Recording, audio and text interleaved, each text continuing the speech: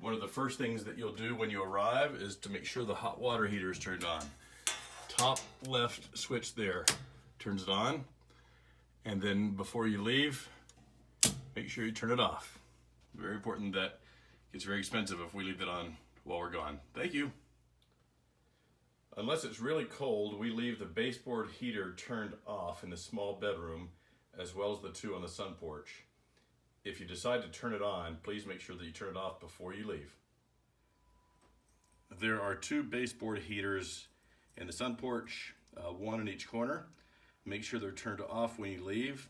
If you want to turn them on, we have a little arrow there that shows you approximately where to turn it. Don't ever turn it past that arrow because it gets really hot. We have two primary thermostats in the condo that control our mini splits that are the wall-mounted units. One is in the kitchen, the other is in the master bedroom.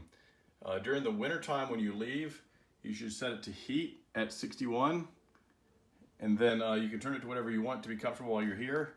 And then during the summertime, turn it to air conditioner at 74 when you leave. And again, you can set it to whatever temperature you like while you're here. But make sure you leave it at 61 in the wintertime and 74 in the summertime. The blinds in the sun porch and the family room are generally kept closed when we're not here, and then when we are here, we typically will open all the blinds. You have one exit and entrance from the sun porch to outside. It's this middle door right here. If you go out that door and follow around to the left, you'll eventually get to the lake, and you can take the bridges across the lake to the golf course. Feel free to walk on the golf course after hours, not during playing hours. And make sure you close up all the blinds on the sun porch and the family room before you leave. Operating the television in the family room is not as complicated as it may seem. There are 3 remote controls that you need to know if you're going to do anything more than regular TV. The first remote control is this little guy right here. If you press a 1 and point it at the electronics in that cabinet over there, the 1 tells the system that you want to watch regular TV. If you press 2, that tells the system that you want to watch Apple TV. So that controls all of the units over there in that cabinet. When you want to watch regular TV, after you've pressed 1, use this large remote control from Charter, which is now Spectrum, and use the system on-off button to turn the television and the cable box on or off. If you happen to get a message on the television that says that a device is not connected, then you want to press cable power to turn the box on or off. After that, everything else is pretty straightforward.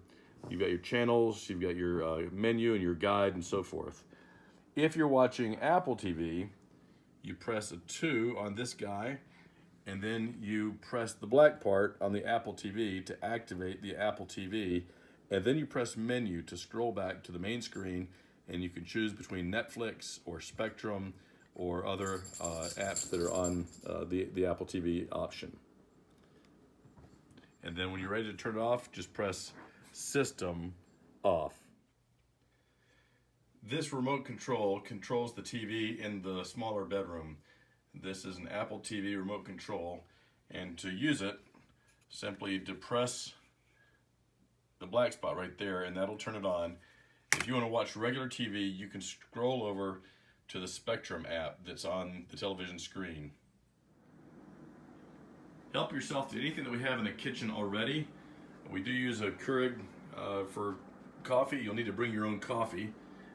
We generally keep our sugar and Splenda in this cabinet right here, but feel free to make yourself at home with whatever we have in terms of staples and so forth in that cabinet.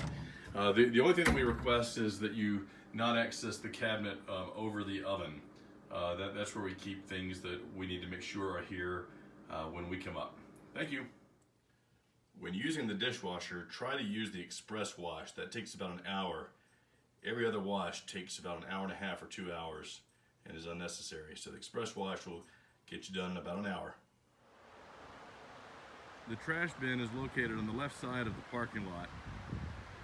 So please make sure you put your trash in here. If it happens to be full, because they only empty it once a week. Please use the trash and recycling bins over at the recycling center, which is behind the tennis courts, behind the indoor tennis courts, near the clubhouse.